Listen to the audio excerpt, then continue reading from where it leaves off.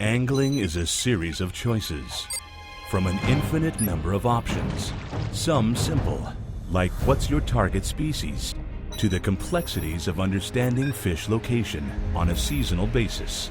Then there's the myriad of presentation options. It's as mental of a game as physical. Each challenge is different, but the basic process remains the same. For angling is like solving a living, breathing puzzle. And to see the big picture, you need the fishing edge.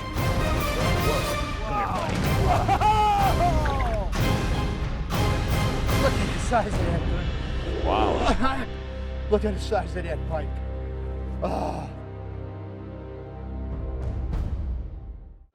You know, there's an old saying, behind every man is a good woman. Well, the story you're about to watch is really truth and testament to that. My mom, Dolores Lindner, and Mary Lindner were really instrumental in the success that my dad, Ron, and Al Lindner had. They stuck with them through thick and thin, and there was a lot more thin times than there were thick times. So this piece is dedicated to you, my mom, Dolores, and my Aunt Mary. Just add it to my collection. How many bass have you caught in your life, Alphonse? Oh, that's an easy one, Ron. Not enough. Got him, Al. Right where he's supposed to be. Not a big one, though. Well, it's good. That's the bad. Nice fish. Nice fish. I mean, today is the really, as far as sport fishing goes, we're sitting in the best days this sport has ever seen. I mean, fishing today is phenomenal. The resources are managed great. Yeah, you know, we've got more big muskies than ever before. Phenomenal walleye fishing all over the country. Bass fishing is rebounding everywhere. Smallmouth fishing is off the charts, just to name a few. I mean, the fishing is incredible. So, I mean, you combine the tackle, the equipment we have today, the knowledge, the management of the resources, there's no reason to not be out catching fish. You can learn how to do it. There's plenty of fish in your backyard where you're at right now, and don't be afraid to try different kinds of fishing. It'll make you a better angler. Don't only be a hardcore tournament bass fisherman. Go do some catfishing, go do some crappie fishing now and then. If you're a muskie guy, take a break, go catch some walleyes, go catch some smallmouth, or vice versa. All of it keeps you tuned, keeps you in love with the sport, and I guarantee you it makes you a better angler.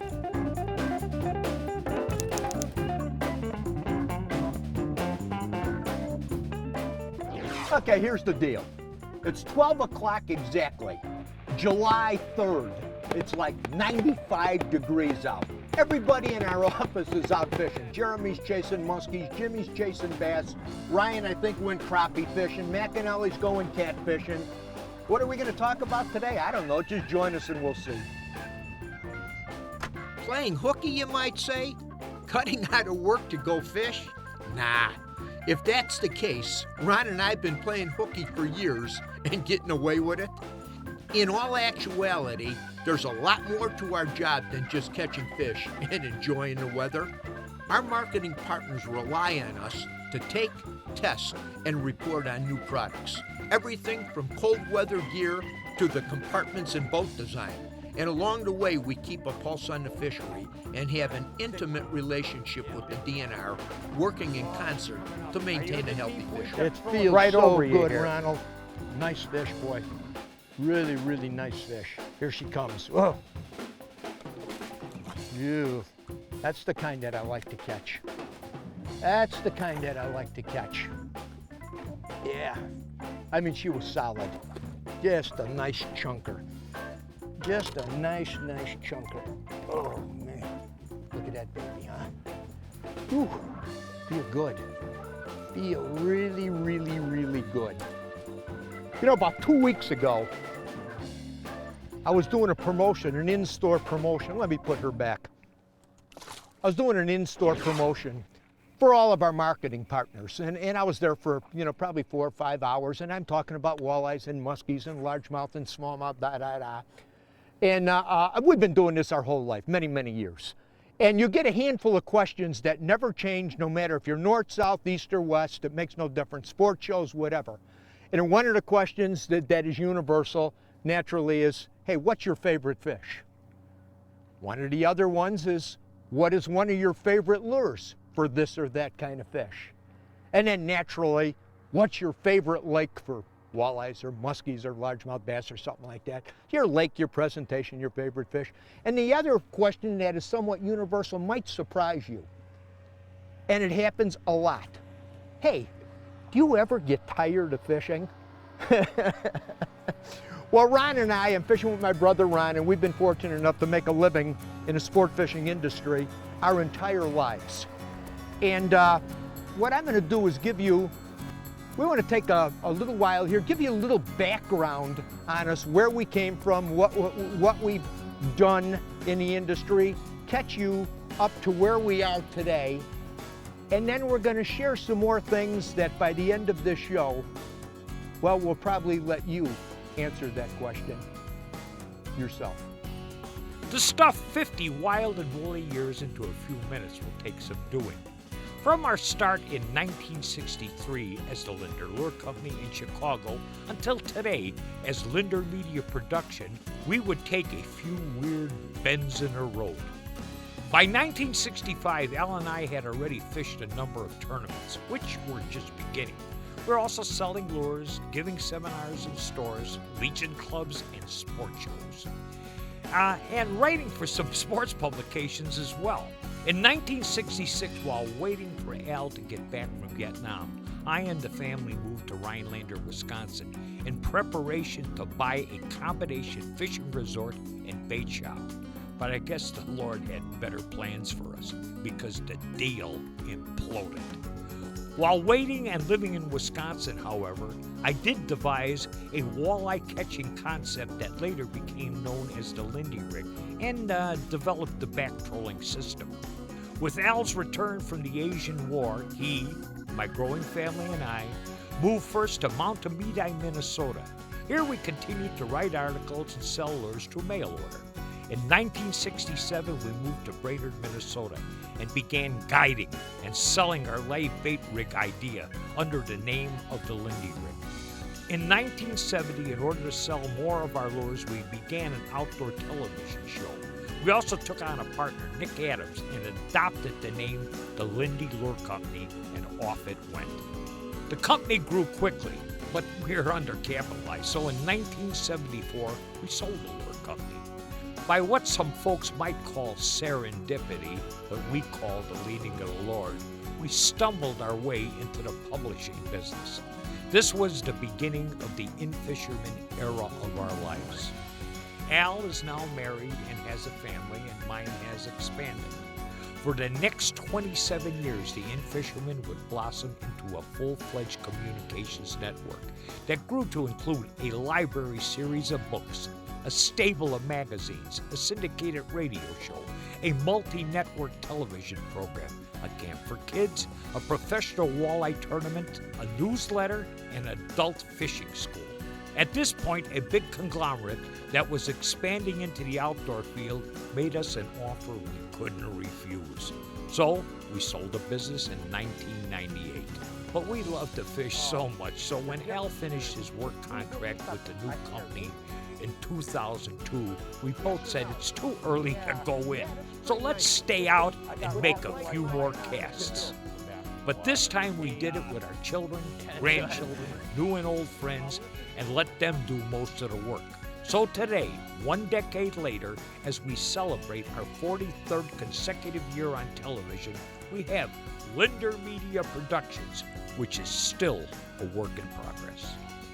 My earliest fishing memory is fishing with my mother. Actually, my dad liked to fish, but my mother was the real fisher person in the family. And she used to, remember, this was the days before outboard motors. We were rowing. So she'd take Ronnie the rower out in the boat with Granny. She said cane poles. We had cane poles with bobbers. And we fished panfish, primarily crappies. And she would take Ronnie the rower. I actually had blisters on my hands from rowing with old Granny. And she'd take me out, and I would go out there with the cane poles. We'd anchor up, and we'd fish. We'd have live bait, and we would fish crappies. And that was my earliest memory of fishing. And fond memories they were indeed. That's interesting that Ron mentioned my mom. She was an inspiration to me too because of her love for fishing. I mean, she would really, really enjoy it. My dad, he'd go fish a little bit. But another thing that I noticed, and she shared that with me, you know, I grew up on the streets of Chicago. Ron and I came from Chicago, ended up migrating to Minnesota, and you know, built a number of businesses, and like I said, made our living in a fishing business. But when I was a young kid, about 11, 12 years old, I knew I was going to make a living fishing. I knew it. And when you hear the musings of a 11 or 12-year-old kid say that, you know, she didn't look at that like that was some silly question you know, some silly thing that a kid dreams about. Yeah, how are you going to do that growing up on the streets of Chicago? And she would buy at Christmas time, because Ron was pretty into the fishing tackle and what is new and what's happening, you know, in the world of fishing. I had an extremely wealthy uncle who loved to fish, and he would take Ron and I on some great fishing extravaganzas. And they would share with my mom, like for birthdays or Christmas or something like that, I had the absolute best fishing equipment money could buy. The most modern, up-to-date equipment you could possibly get.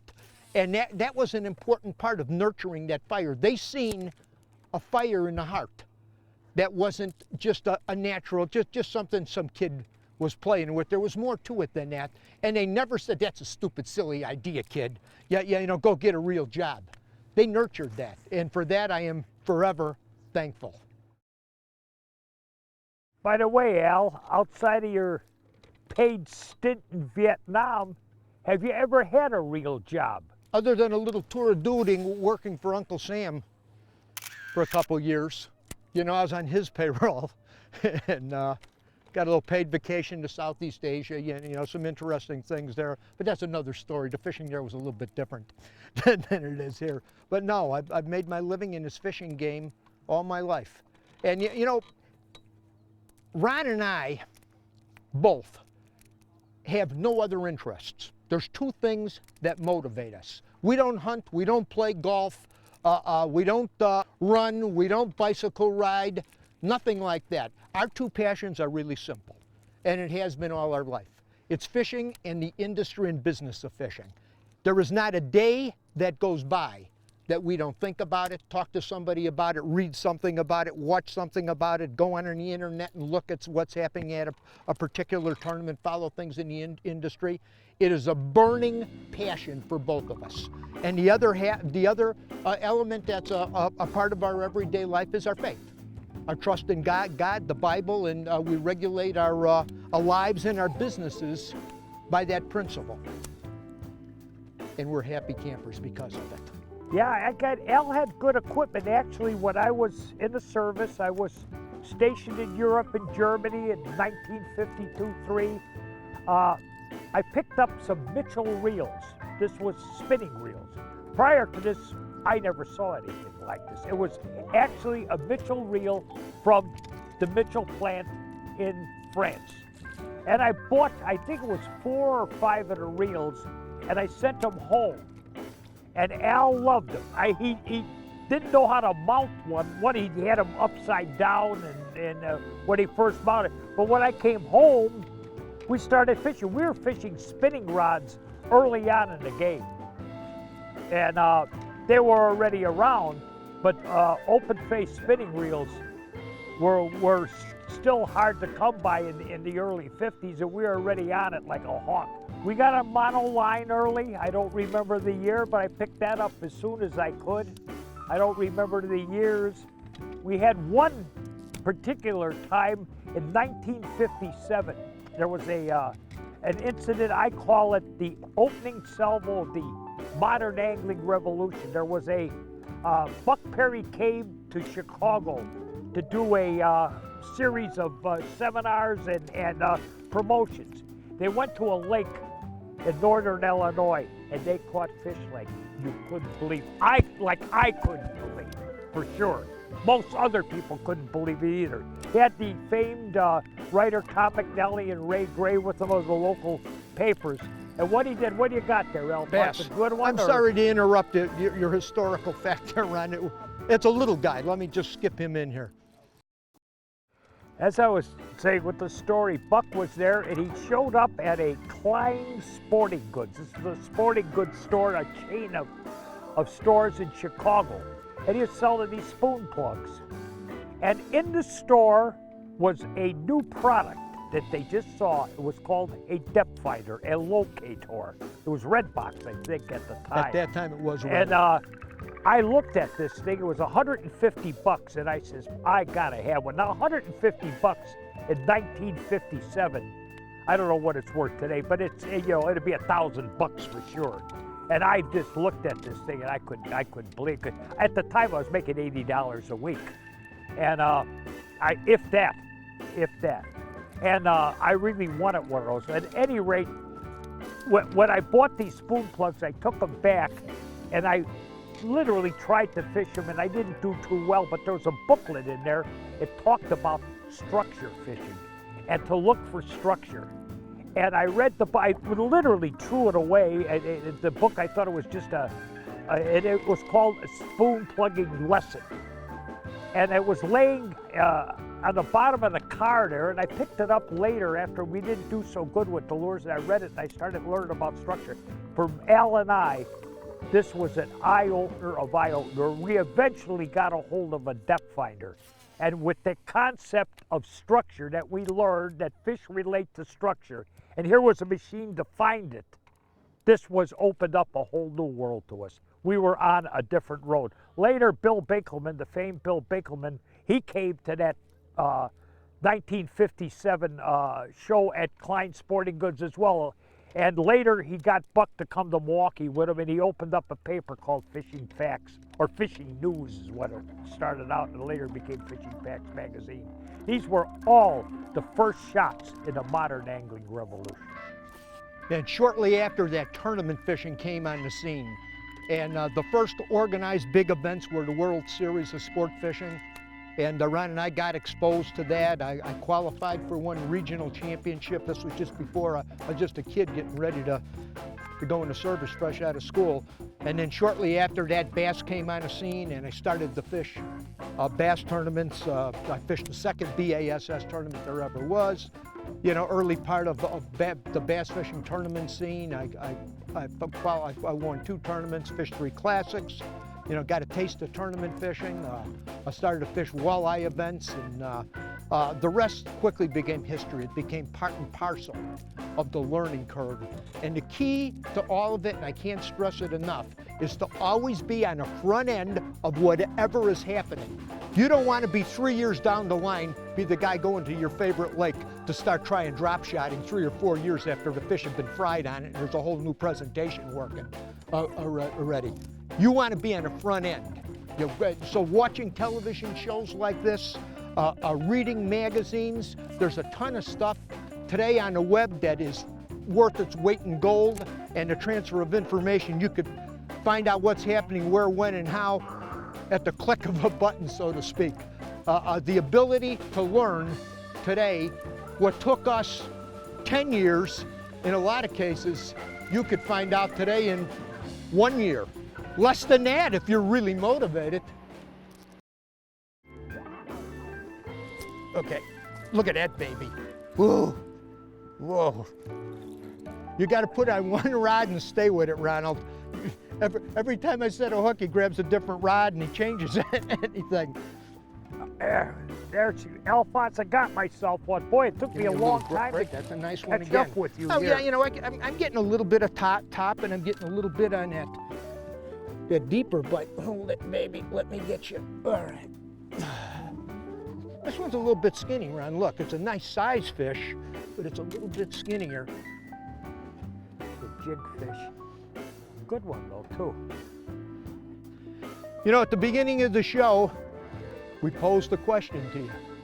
You remember what that question was? Hey, do you guys ever get tired of fishing?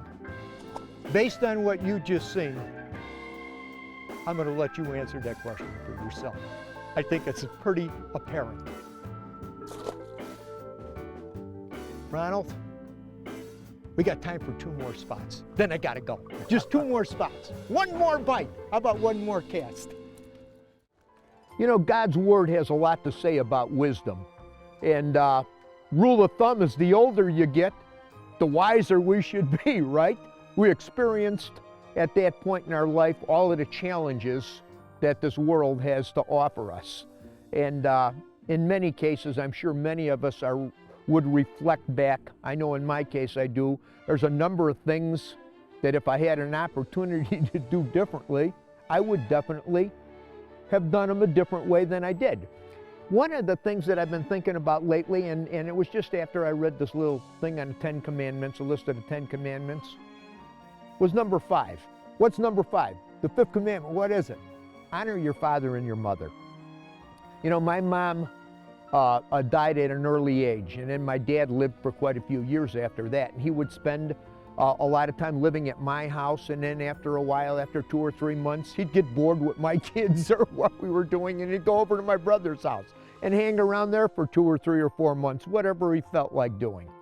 But both my parents loved the fish, especially my mother. And lately I've been thinking about the fun times that I had with them, particularly in fall of the year, like it is right now here in Minnesota. And they used to love to go walleye fishing and crappie fishing. And I would get them out every fall, but I never took them out as much as I wished I did. And that's what I'm thinking about now. Boy, if I had to do over again, I would fish with them more. And I just wanted to share that with you. If your parents are still alive, take an opportunity this week, today, give them a call, tell them that you love them, invite them out on a fishing trip, go do something that they like. One of God's commandments, that's a smart thing to do. From all of us here at The Edge, you have a good fishing season. We'll see you on the water.